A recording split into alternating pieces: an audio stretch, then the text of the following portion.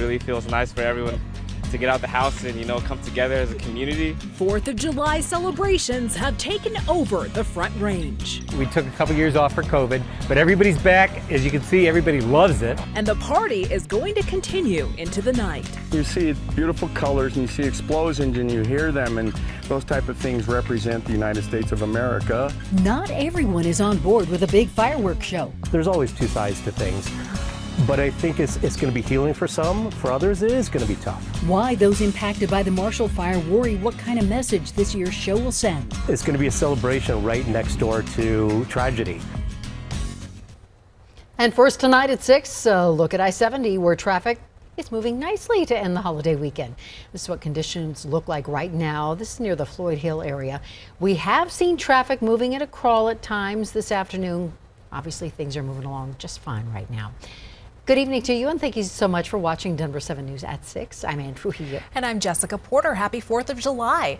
Today and tomorrow, we're projected to be the busy days for travel, both along I-70 and out at DIA. Now, along the Front Range, cities and towns are preparing for 4th of July fireworks celebrations tonight.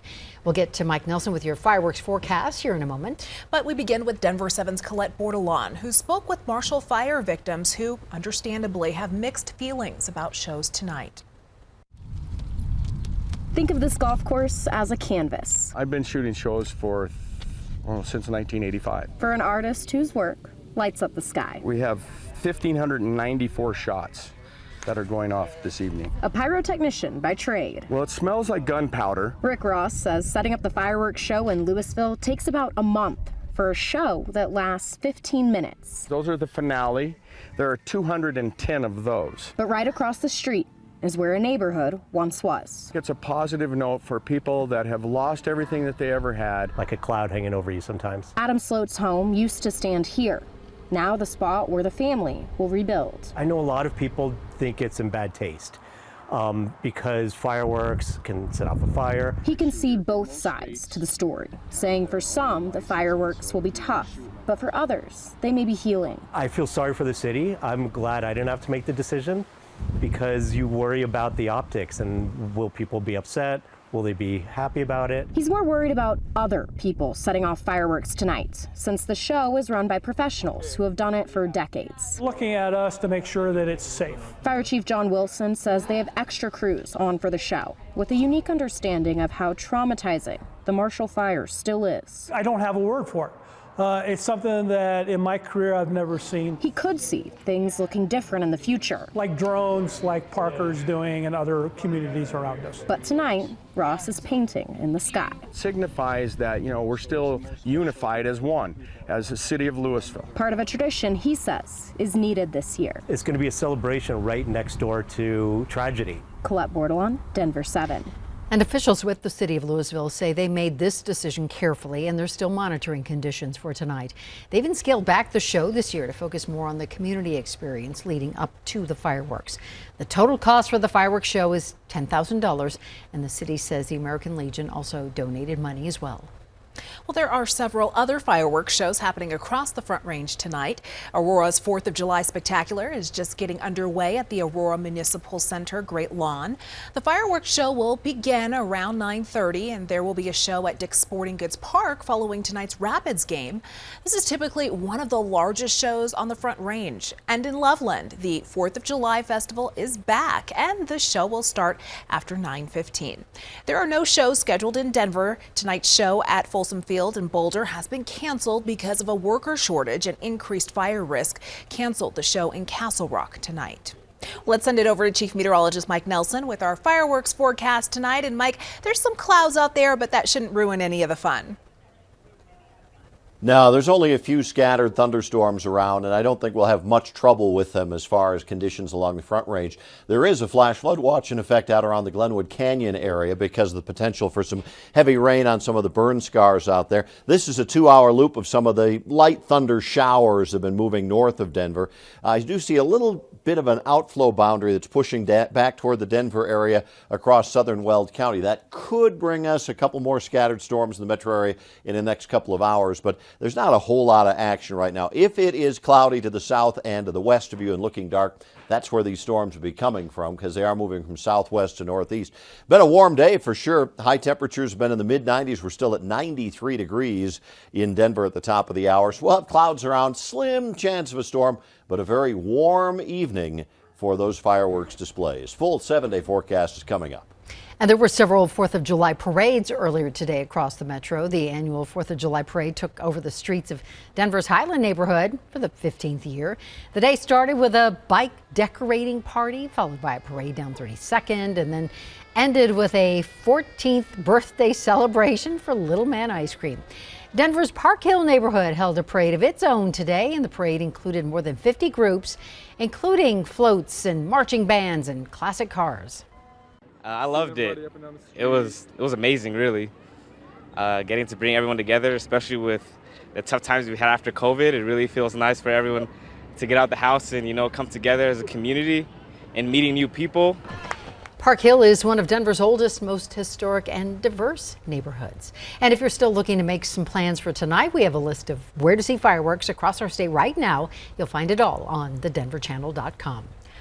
Douglas County fire crews are keeping a close eye on a small fire burning near Waterton Canyon. The sheriff's office tweeted out this picture. Deputies say smoke can be seen in western parts of the county. No word on the size of the fire just yet, but no structures are being threatened.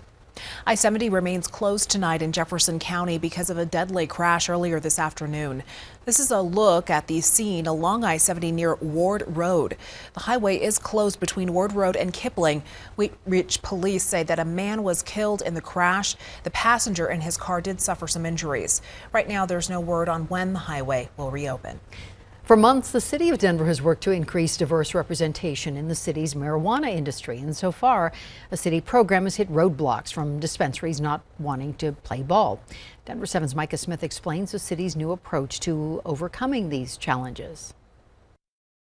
Breaking into Colorado's cannabis industry has been a challenging process for many of the state's social equity applicants. We've been licensed for over a year now, and we're not delivering anything. Denver leaders were hoping reserving all marijuana delivery licenses for social equity applicants like Shonda LeCompte, the owner of Canna Couriers, and requiring dispensaries to partner with them in order to provide delivery would open the door for more people of color, women, and people with marijuana convictions to enter the industry. But city leaders say many dispensaries lack interest in these partnerships. I think the biggest battles that we face is the financial. We are like your everyday people, just trying to follow your dreams, follow our dreams. We're really trying to create a level playing field because, quite frankly, this has been an industry dominated by white privileged individuals, and we're looking to turn it around. Denver Department of Economic Development and Opportunity Chief of Staff Chelsea Rosti says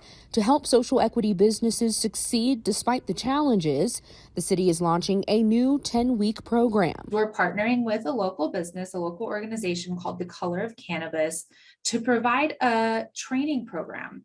A technical assistance program goes through everything from funding to regulations to marketing to, challenges within the space. LeCompte took the class with Color of Cannabis and says it'll be helpful for industry hopefuls like herself. But LeCompte says additional resources are needed. I think the state needs to help open up those jurisdictions that aren't allowing delivery of cannabis, because Denver is saturated. LeCompte says for a Colorado industry that had $2.2 billion in sales in 2021, more access to funding would also be helpful for new small businesses like hers.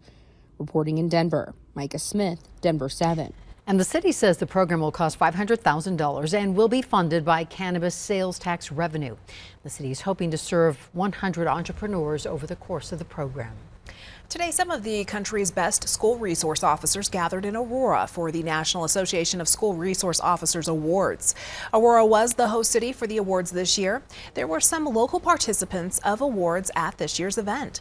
So this is Adams County Deputy Sherry Duran. She received one of the Regional Exceptional Service Awards. The Sheriff's Office says Deputy Duran always goes above and beyond, whether it's coaching young people in sports or washing homeless students' laundry. Officers who respond responded to the shooting near Aurora Central High School earlier this year were also awarded for their life-saving actions.